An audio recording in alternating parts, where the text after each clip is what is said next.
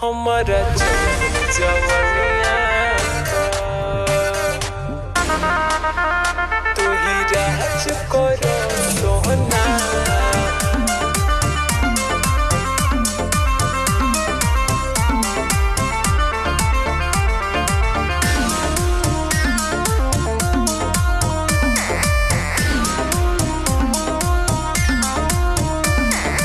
तुहरे नाम लिख दिल बानी हो अपना ओढ़निया पर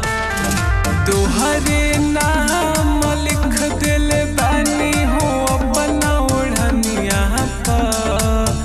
तू ही राज करो राजा हमारा चढ़ल जवनिया तू ही राज करो सोना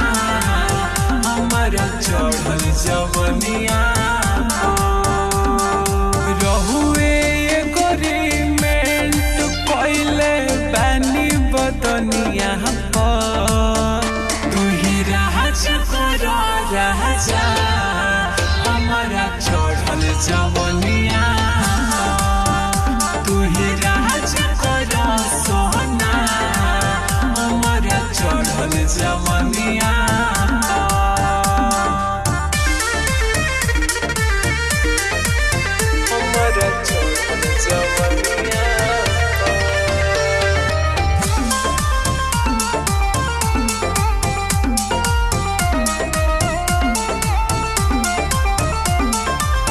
प्यार तना करती पर नहीं कम छतिया से सटवले हमके हरदम सुना हमार सोरह सिंगार पुरई हो अपन कनिया के जानी भुलई हो दीह ध्यान कर जाऊ एहो अपना कनिया पर तू ही राज करो राजा हमारा चढ़ल जवनिया तू ही राज करो सोना हमारा चढ़ल जवनिया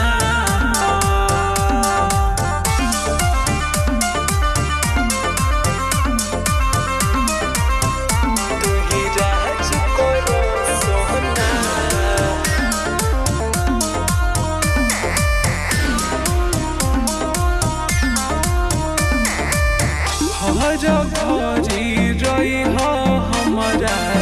नजरी के सोचा दुख दर्दिया दूर होई बोझा